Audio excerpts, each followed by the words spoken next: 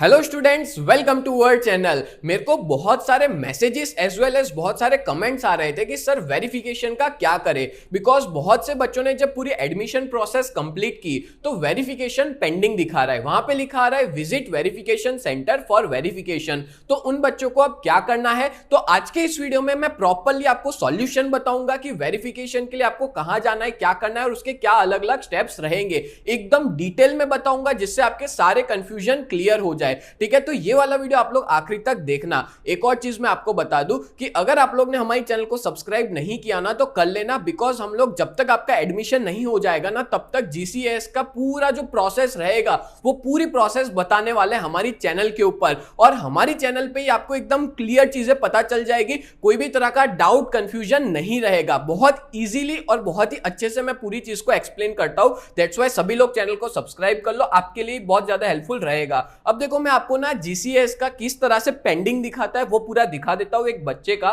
ठीक है, यहां पे मैंने कुछ उनकी डिटेल्स जो है वो ब्लर करके रखी हुई है। देखो यहां पे 100% फिल द फॉर्म तो आ ही गया है, मतलब क्लियर है, बट यहां पे लिखा आ रहा है verification status visit verification centre for verification, ऐसा लिखा हुआ आ रहा है। ठीक है, तो इसमें देखो नीचे आप देख भी सकते हो कि वेरिफिकेशन पेंडिंग है, बाकी सारी चीज कंप्लीट हो चुकी है। तो ऐसी सिचुएशन में आपको क्या करना है वो मैं आपको डिटेल में बताऊंगा। ठीक है, तो देखो सबसे पहली चीज कि वेरिफिकेशन करने आपको जाना पड़ेगा वेरिफिकेशन सेंटर पे। तो वो कहां से पता चलेगा कौन सा वेरिफिकेशन सेंटर है, तो आप लोग अपने मोबाइल में भी देख सकते हो। जीसीएस की वेबसाइट ओपन करते ही यहां पे सबसे आखिरी ऑप्शन देके रखा है लिस्ट ऑफ सेंटर्स। ठीक है, आप जैसे लिस्ट ऑफ सेंटर्स पे क्लिक करोगे तो आपको यहां पे पूरी लिस्ट आ जाएगी अलग अलग सेंटर्स की। ऐसे तो काफी सारे सेंटर्स है। ठीक है, जैसे आप जिस भी डिस्ट्रिक्ट में रहते हो, अगर आप सूरत में रहते हो, अहमदाबाद में रहते हो, जैसे मैं आपको बता देता हूं यहां पे सर्च करके। ठीक है, जैसे अहमदाबाद,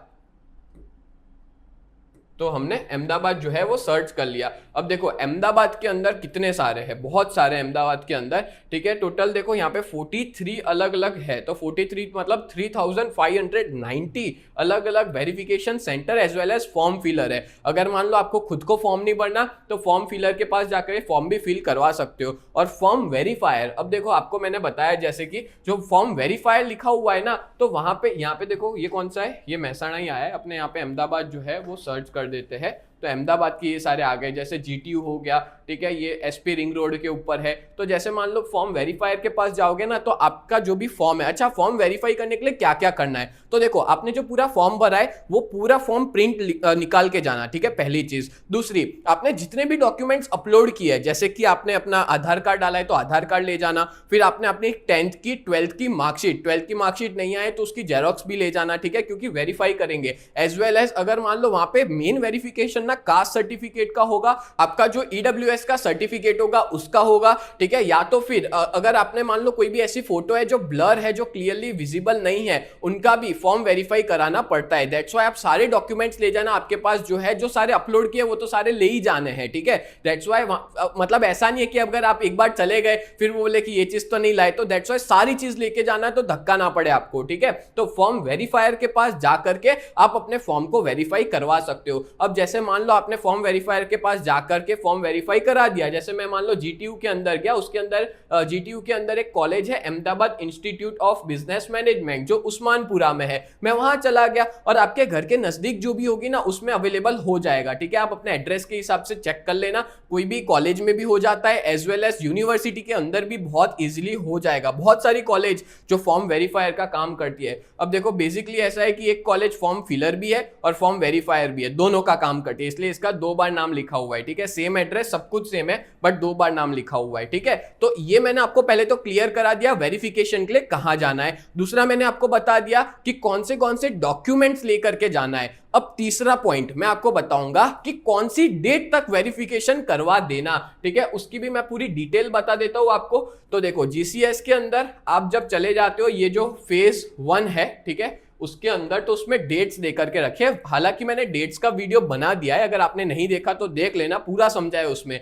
देखो आपके पास लास्ट 20 तारीख है, मतलब 9 तारीख से 20 तारीख के बीच में आपको वेरिफिकेशन सेंटर पे जाना है। और यहाँ पे साफ साफ लिखा है आपने जो एप्लीकेशन सबमिट किया ना वो लेके जाना, जो आपने 300 रुपए की फीस पेमेंट की है वो उसकी प्रिंट लेकर के जाना, और जितने भी ओरिजिनल सर्टिफिकेट है, चाहे फिर वो आपका 10th की मार्कशीट हो, चाहे फिर आपका कोई भी डॉक्यूमेंट, जैसे आपका आधार कार्ड हो गया, ठीक है, या तो फिर आपका कास्ट सर्टिफिकेट हो गया, वो सारी चीजें वेरिफिकेशन के लिए आपको जाना पड़ेगा। इफ एप्लीकेबल मतलब उन्हीं बच्चों को जाना है जिनका वेरिफिकेशन पेंडिंग आया है, जिनका वेरिफिकेशन सक्सेसफुल आ गया है उनको नहीं जाना है। जनरली यहाँ पे मेनली ये उनके लिए है जो कास्ट सर्टिफिकेट है, जिनका मतलब चेक करने के लिए कि भाई कोई गलत तो नहीं है, वैलिड सारे सर्टिफिकेट्स वगैरह डाले हैं, कास्ट सर्टिफिकेट हो गया, ईडब्ल्यूएस का सर्टिफिकेट हो गया, नॉन क्रीमी लेयर का हो गया, ये सारे सर्टिफिकेट ओरिजिनल है कि नहीं उसके वेरिफिकेशन के लिए जाना है मेनली, मेरे को ऐसा लगता है, ठीक है। बट अगर मान लो आपने कोई चीज ब्लर अपलोड किया, कोई फोटो ब्लर अपलोड किया है, तो उसके लिए भी वेरिफिकेशन के लिए जाना पड़ता है।